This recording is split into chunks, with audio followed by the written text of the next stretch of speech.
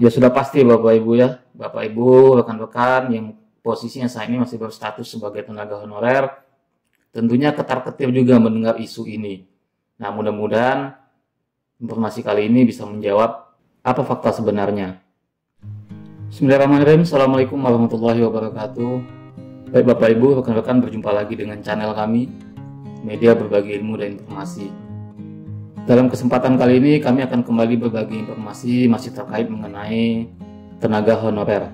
Sebagaimana yang sudah kita ketahui semuanya Bapak Ibu, bahwasanya pada tahun 2023 nanti ada isu bahwasanya tenaga honorer atau tenaga non-ASN akan dihapus.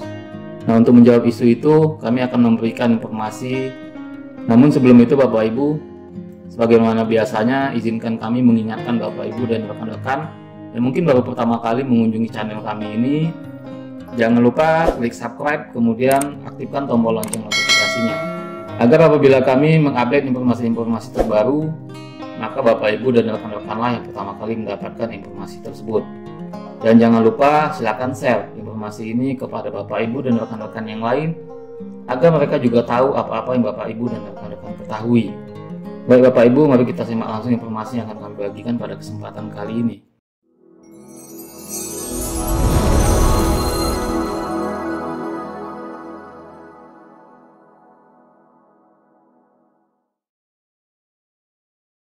Informasi kali ini kami ambil dari salah satu media online dengan tajuk "Langkah Kemenpan RB dalam menyelamatkan nasib non-ASN pada tahun 2023". Ternyata fokusnya ke honorer yang ini.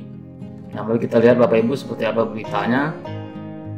Ini insya Allah akan bisa menjawab kesimpang siuran mengenai isu penghapusan tenaga honorer pada tahun 2023 ini, tepatnya pada bulan November nanti. Mari kita lihat beritanya Bapak Ibu. Nasib non-ASN 2023 dipertaruhkan ketika ada rencana tentang penghapusan tenaga honorer atau non-ASN di bulan November 2023 mendatang. Hal itu membuat banyak honorer harap-harap cemas. Ya sudah pasti Bapak Ibu ya, Bapak Ibu, rekan-rekan yang posisinya saat ini masih berstatus sebagai tenaga honorer, tentunya ketar-ketir juga mendengar isu ini. Nah, mudah-mudahan informasi kali ini bisa menjawab apa fakta sebenarnya. Namun, ada langkah-langkah yang selama ini hendak diterapkan oleh Kemenpan RB agar menghasilkan kebijakan yang menguntungkan semua pihak. Artinya Kemenpan RB Bapak Ibu berusaha mencari win-win solution. Kendati demikian, sampai sekarang belum ada kejelasan mengenai langkah-langkah tersebut, di mana sampai saat ini Menpan RB Abdullah Azwar Anas masih terus bergerak. Asosiasi dan pemerintah daerah juga ikut action. Segala hal yang berkaitan dengan pembahasan opsi-opsi nasib honorer didiskusikan semua berembuk. Kita sedang mengeksersis beberapa opsi dengan teman-teman asosiasi pemerintah kabupaten atau kota, gubernur dengan DPR, ucap Menteri Anas. Ada niat baik, ada juga political will kuat untuk mencari win-win solution. Diskusinya jadi kian menarik. Ada sumbang saran, ada juga sumbang gagasan. Semua opsi akan ditimbang secara matang.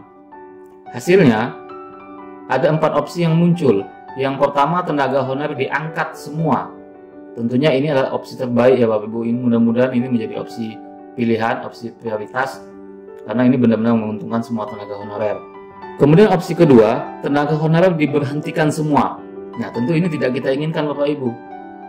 Bagaimana nasib dari kawan, Bapak Ibu, saudara-saudara, rekan-rekan yang sudah mengabdi kepada negara ini bertahun-tahun, belasan tahun, bahkan ada yang puluhan tahun. Opsi yang ketiga, honorer diangkat prioritas. Nah, ini sesuai kemarin ada P1, P2, P3, dan P4 ya Bapak Ibu ya. Dan yang terakhir, model gig ekonomi. Ada yang ekstrim, ada juga pilihan jalan tengah. Masing-masing opsi punya plus minus. Opsi win-win solution akhirnya dimainkan.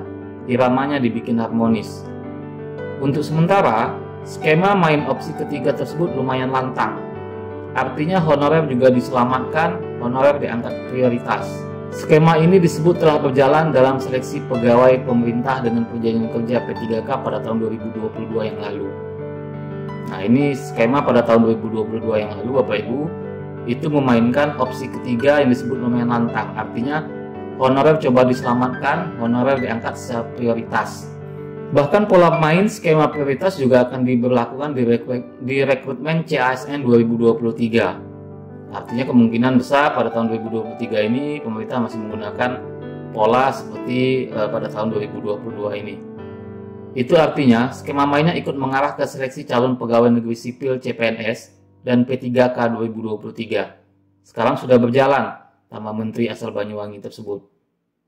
Sementara itu, Deputi Bidang Sumber Daya Manusia, SDM Aparatur Kementerian PAN-RB, Alek Denny mengatakan, pihaknya telah menggelar rapat bersama berbagai instansi demi memutuskan formula terbaik sebagai solusi dari kebijakan tersebut. Dari diskusi dengan berbagai instansi tersebut, maka lahirlah 4 opsi skenario dalam menjawab nasib non-ASN 2023 ke depan. Nah, mudah-mudahan 4 skenario ini, opsinya akan memberikan keuntungan atau memberikan manfaat kepada tenaga non-ASN pada tahun 2023 ini. Alek menyampaikan bahwa keempat opsi ini dikerucutkan berdasarkan hasil pembahasan dalam rapat-rapat bersama kementerian dan instansi terkait. Beberapa di antaranya, opsi tersebut diantaranya tenaga honorer diangkat semua menjadi ASN dan diangkat sebagian sesuai dengan prioritas. Ya, ada alternatif lain yang memungkinkan mengerucut adalah bagaimana risiko pemberhentian seminimal mungkin. Risiko anggaran membengkak seminimal mungkin. Itu yang lagi kita formulasi, ujarnya. Pihaknya tengah menggenjot proses diskusi ini demi menghasilkan opsi terbaik atau alternatif penyelesaian non-ASN dengan sesegera mungkin. Oleh karena itu, minggu depan Kementerian PAN-RB akan kembali menggelar rapat dengan asosiasi terkait. Mudah-mudahan dalam waktu dekat ini juga sudah disampaikan oleh Pak Menteri, solusi yang digagas Pak Menteri sudah disampaikan ke Pak Presiden untuk dapat responnya seperti apa, baru kita kerucutkan lagi. Menyangkut 4 alternatif opsi ini, juga sempat disinggung oleh Menteri PAN-RB Abdullah Azwar Anas beberapa waktu yang lalu. Kita menyiapkan sudah beberapa opsi, ada 4 opsi yang sedang kita siapkan. Pada waktunya, kalau sudah matang nanti akan kita sampaikan, kata Anas sebagaimana dilansir dari detikfinance.com. Tertanggal 18 Januari 2023, Menpan RB Azwar Anas bersama para gubernur, wali kota, dan bupati sepakat mengerucutkan beberapa alternatif yang akan dirumuskan. Hari ini kita mendetilkan alternatif terbaik terutama untuk non-ASN di seluruh Indonesia. Dan tadi mulai mengerucut ada beberapa alternatif yang nanti dirumuskan. Jelas Menteri Anas, usai rapat koordinasi kebijakan penataan tenaga non-ASN sebagaimana dilansir dari situs resmi PAN-RB. Menteri Anas menegaskan pemerintah pusat dan daerah berkolaborasi mencari alternatif terbaik tanpa mengesampingkan sisi kemanusiaan dan pengabdian bagi tenaga honorer. Kita tentu juga memasukkan faktor-faktor seperti harus terus terjaganya kualitas pelayanan publik. Insya Allah nanti opsi terbaik bagi semuanya yang akan dijalankan oleh pemerintah dengan mempertimbangkan berbagai faktor. Fokus pemerintah belum bergeser, semuanya masih fokus menyelesaikan permasalahan tenaga honorer yang sudah lama mengabdi. Artinya mulai dari tahun 2021, 2022, dan insya Allah 2023 ini, pemerintah melalui Kemenpan RB dan beberapa lembaga kementerian terkait akan masih tetap fokus Bapak Ibu menyelesaikan permasalahan tenaga honorer ini supaya bisa mendapatkan kesejahteraan yang layak, tentunya mungkin dengan pola pemindahan status dari non-ASN menjadi ASN. Baik itu CPNS maupun P3K. Kita lanjutkan Bapak Ibu, misinya mengangkat para honorer senior menjadi P3K, semua pintu dibuka, bahkan seleksi lewat jalur umum, salah satunya fresh graduate tetap ada. Sekarang kan prioritasnya yang sudah mengabdi lama, yang honorer atau non-ASN, tetapi dalam jurusan tertentu akan dibuka untuk fresh graduate, terang Menteri Anas. Arah kebijakan pengadaan CPNS dan P3K 2023 masih sama. Fokusnya ada 4. Nah ini Bapak Ibu yang saya sampaikan tadi. Bahwasanya dari 2021, 2022, dan insya Allah 2023 ini pemerintah melalui Kemenpan RB masih fokus untuk menyelesaikan terkait dengan tenaga non-ASN ini.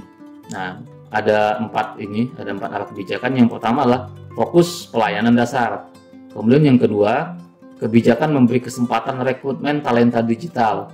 Kemudian yang ketiga, merekrut CASN secara selektif. Yang keempat, mengurangi rekrutmen jabatan yang akan terdampak oleh transformasi digital. Nah, untuk poin 4 ini Bapak Ibu, ini seperti yang saya dapat informasi di laman yang lain bahwasanya beberapa jenis jabatan yang memang nantinya diprediksikan akan tergantikan oleh kecanggihan teknologi itu akan dikurangi perekrutannya. Baik Bapak Ibu, mungkin itu informasi yang dapat saya sampaikan pada kesempatan kali ini. Mudah-mudahan bermanfaat. Terima kasih sudah menyaksikan videonya, terima kasih sudah like, terima kasih sudah subscribe. Mohon maaf jika ada kesalahan, kami akhiri. Wabillahi taufiq wal hidayah. Assalamualaikum warahmatullahi wabarakatuh.